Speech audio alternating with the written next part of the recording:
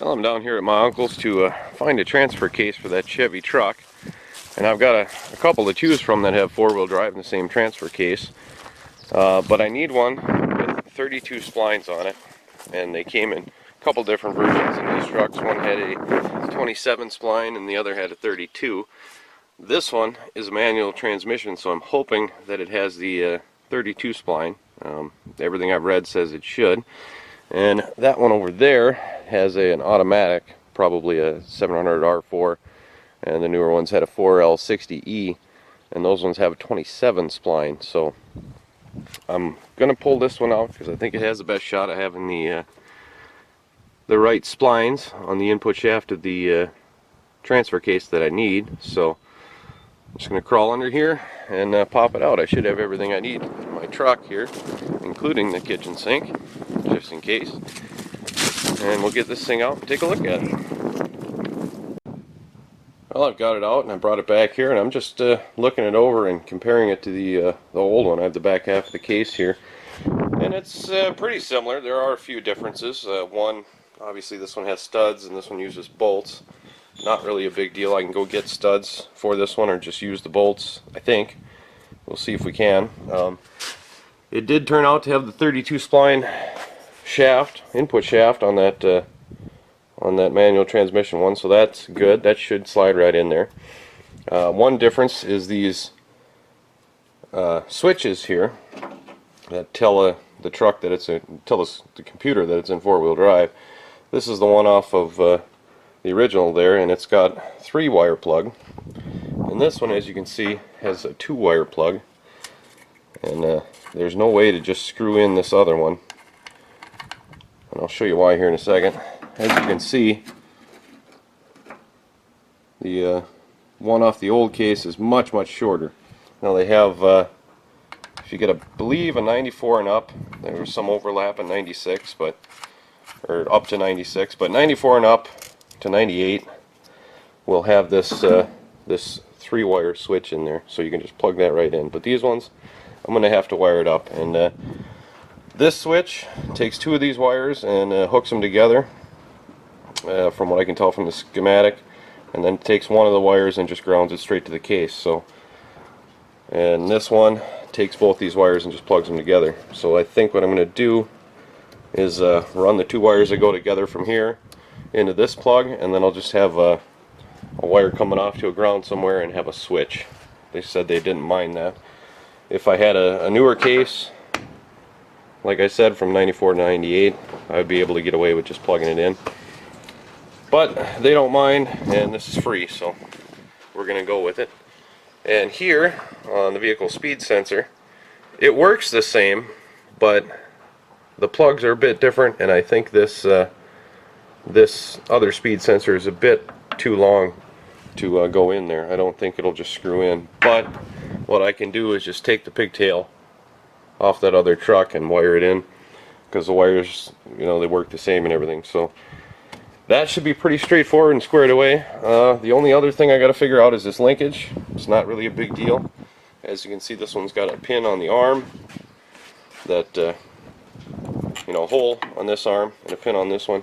This one's got a little deal that rides on that ball, so there's a ball on this arm, so maybe I can just swap them over. I don't know, I'll have to look, but I can figure that out, no big deal. So it looks like it's going to work good. One other thing I have to do is I have to use the drive shaft off of the other truck, because this case has a slip yoke right here, and this one obviously is fixed. And here are the 2 shafts. This is the one from this truck, the white one, the newer one. And as you can see, it slips in at the front. This one bolts in, but it's a slip shaft itself, so it slides there in the middle and gives it the play it needs. So I'm thinking I'll be able to use these. They're about the same length. I don't know how far that thing sticks out, but hopefully it'll work. If it's a little too long, that's okay, because I can take this part off and I can just cut a little bit off the edge of this and then slide it back together, and it should work. But hopefully it'll work as is. Things I'll have to find out when I do it, I guess. So I'm going to go ahead and see if I can't wire up the plug here and just pop it in, and that one too, and then throw this transfer case up underneath and see how it looks. Well, so far this thing is looking pretty good, looking like it's going to work. I was able to transfer that shift lever over from the original one from this truck over to this old unit, and that worked. And I stuck the drive shaft in just to make sure, and that slid in fine. It looks like it fits perfect. And I measured between the output here and here, measured this little spacer, and then I lined up the drive shafts here, and I measured from this spacer up to this boot roughly, and they're about the same. So, and this is where the old output shaft from the original truck came out, and they were about the same. So it's looking like I won't have to mess with this. I cross my fingers and knock on wood, but I think that shaft will work just fine. Now all I got to do is run up and cut the wires out of that truck, and I'm pretty sure they'll work. And the only thing they'll have to do is on a switch, so when they want to put it in four-wheel drive, they'll have to put it in and then flip a switch. And that'll save them $1,000 right there. Hopefully. I'm still crossing my fingers, but well, let's put her up, see what happens. Well, I've got the transfer case in, and that all went pretty good.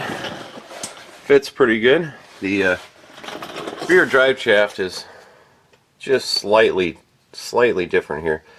The seal used to ride right about in here, and now it's a little further out than it used to be, but that's a pretty long yoke. I think it'll be okay.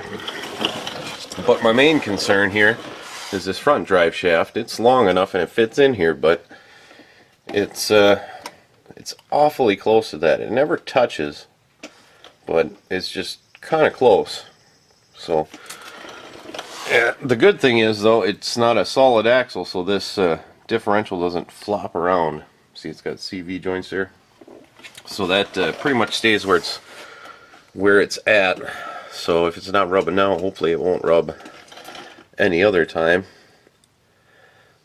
I could take and bend that a little bit out, just tweak it a bit, but there's a bolt on top which is just about as close as that little piece. I don't know if the old shaft was a little bit narrower or it was clocked slightly different, but I think if it's an issue, I can get a clocking ring for it and just drop this back part of this down one notch with the clocking ring, if it's a problem. So I don't know, we'll get to wire it up and make sure that we can get it into four-wheel drive and everything works, and put fluid in it. But so far so good, other than that little clearance issue. I ran it through the gears and it doesn't touch, but this just seems close to me. So we'll see what happens.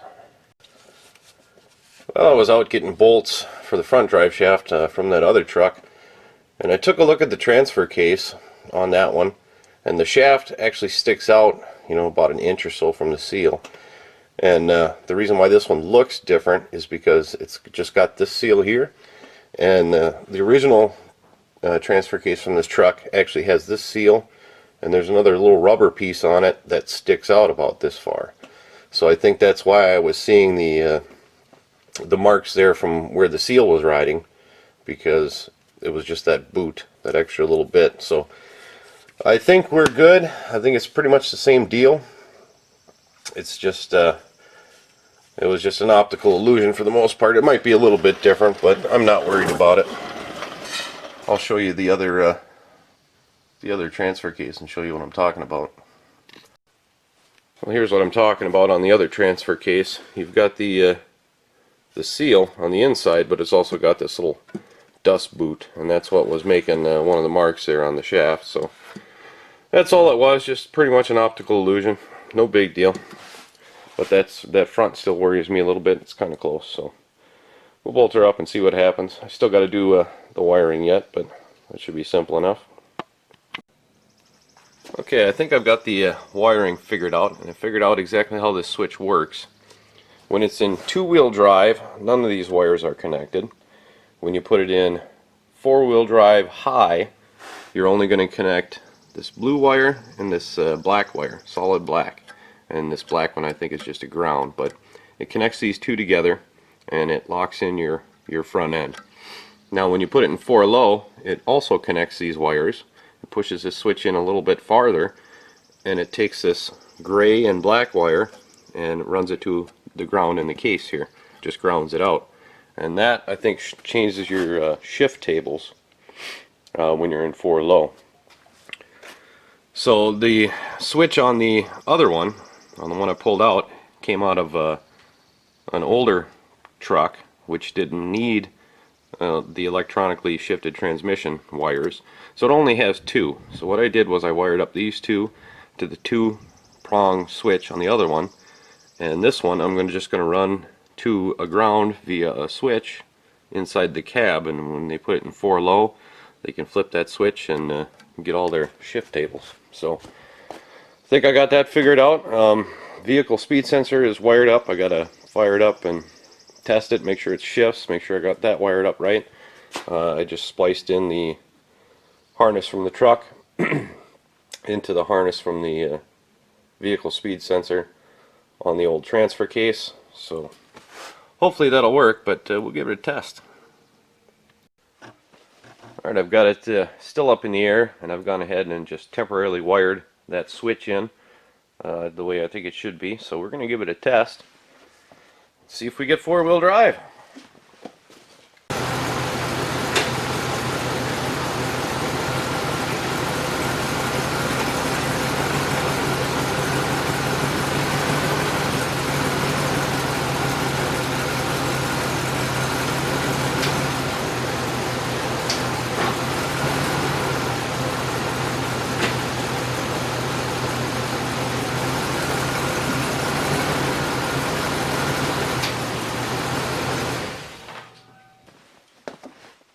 Well, it looks like we have 2-wheel drive and 4-wheel drive, and the light comes on in the dash. I don't have the gray and black wire hooked up to a switch yet, so I can't check the shift tables, but so far the 4-wheel drive does work, so I've got to go ahead and wire that up to a switch and wire up the wires for the rest of them more permanently.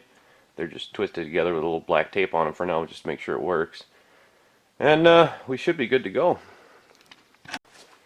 Well, I'm pretty much done with this thing.